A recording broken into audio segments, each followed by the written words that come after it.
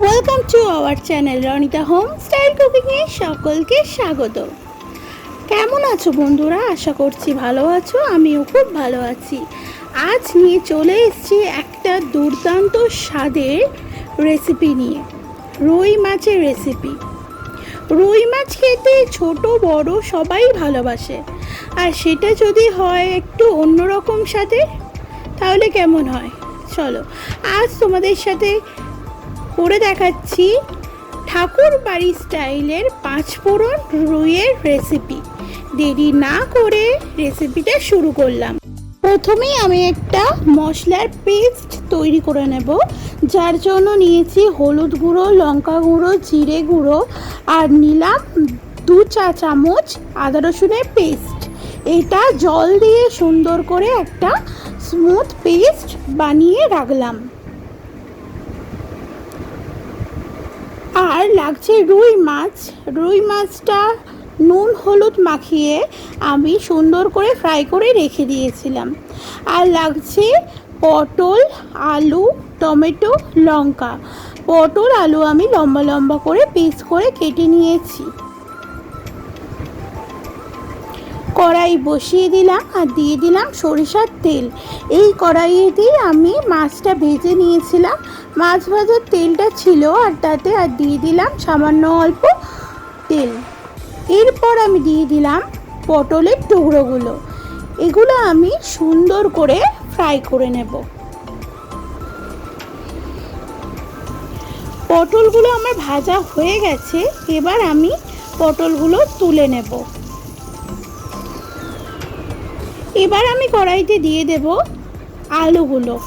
আলুগুলো আমি সুন্দর করে ফ্রাই করে নেব। এই রান্নাটার সবথেকে ইন্টারেস্টিং পার্ট হলো আলু আর পটল, যেগুলো ছাঁকা তেলে ভাজা হয়, তাই টেস্টটাও খুব সুন্দর আসে। এই যে আলু আমার সুন্দর করে ফ্রাই হয়ে গেছে, দেখতেই পাচ্ছ, আর অর্ধেক সিদ্ধ হয়ে গেছে। এই তেলটাতেই আমি পুরো রান্নাটা করব। দিয়ে দিলাম সেই পেস্টটা যেটা আমি তৈরি করে রেখেছিলাম, মশলার পেস্টটা। এবার মশলাটাকে আমি ফুটতে দেব। মশলা থেকে যখন তেল ছেড়ে দেবে তখন আমি দিয়ে দেব টুকরো করে রাখা টমেটোগুলো, আর দিয়ে দেব পরিমাণ মতো নুন। টমেটোটা সিদ্ধ হওয়ার জন্য নুনটা খুবই প্রয়োজনীয়। নুনটা দেবার পর টমেটোটা কিন্তু অনেকটাই নরম হয়ে আসবে। টমেটো কিন্তু আমার অলমোস্ট নরম হয়ে গেছে। এবার আমি দিয়ে দেব আলুগুলো, যে আলুগুলো আমি ভেজে রেখে দিয়েছিলাম। আর পটলটা এখন দেব না, পটলটা পুরোপুরি সিদ্ধ হয়ে গেছে, তাই আলুটা অল্প সিদ্ধ হতে বাকি আছে। আলুটা আমি দিয়ে দিলাম। এবার আলুটা সিদ্ধ হতে দেব।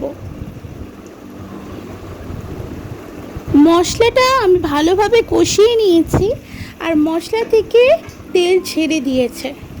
দেখতেই পাচ্ছ কত সুন্দর একটা কালার এসছে। এরপর আমি দিয়ে দেব জল দিয়ে আমি এটা ঢাকা দিয়ে রেখে দেব 10 মিনিটের জন্য। আলু আমার সিদ্ধ হয়ে গেছে। এবার ভেজে রাখা পটলগুলো আমি রান্নাটার মধ্যে দিয়ে দেব।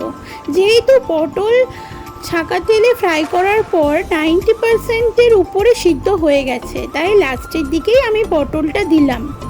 এবার দিয়ে দেব আমার রান্নার সবথেকে বড় উপকরণ, রুই মাছ। তো রুই মাছগুলো আমি ভেজে রেখে দিয়েছিলাম, রুই মাছগুলো আমি এবার দিয়ে দিলাম। এরপর আমি ঢাকা দিয়ে রেখে দেব 5 থেকে 10 মিনিটের জন্য।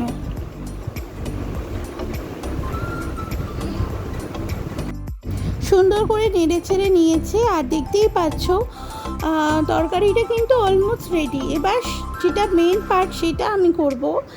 গ্যাসের ওভেনটা অন করে দিয়েছি। একটা বাটিতে ফোড়ন দেওয়ার জন্য তেল দিয়ে দিয়েছি, সরিষার তেল, আর তাতে 5 ফোড়ন আর একটা তেজপাতা আমি দিয়ে দিলাম। তো এটা যখন ফ্রাই হয়ে যাবে তখন আমি তরকারিটার মধ্যে ফোড়নটা দিয়ে দিলাম। এটা কিন্তু এই রান্নাটার সবথেকে মেন পার্ট। আর বাটিটাতে একটু জল দিয়ে আমি দিয়ে দিলাম 5 ফোড়ন রুই। আমার অলমোস্ট রেডি, কারণ আমি রান্নাটার শেষে ফোড়ন দিলাম। এরপর দিয়ে দিচ্ছি 4 থেকে 5টা কাঁচা লঙ্কা। মিনিটের জন্য ঢাকা দিয়ে রেখে দিয়েছিলাম। তো এরপর আমার রেডি হয়ে গেছে 5 ফোড়ন রুইয়ের রেসিপি। এই রেসিপিটা যদি তোমাদের ভালো লাগে অবশ্যই তোমরা বাড়িতে ট্রাই করতে পারো। রুটি বা ভাত যে কোনোর সাথেই এই রেসিপিটা কিন্তু খুব ভালো যায়। আমার রেসিপি যদি ভালো লাগে অবশ্যই লাইক কমেন্ট করবে, আমার ছোট্ট চ্যানেলটা সাবস্ক্রাইব করবে, আরও নতুন নতুন ভিডিওর আপডেট পেয়ে যাবে। অবশ্যই রান্নাটা যদি ভালো লাগে তোমার বন্ধুদের সাথে শেয়ার করে নেবে। ধন্যবাদ।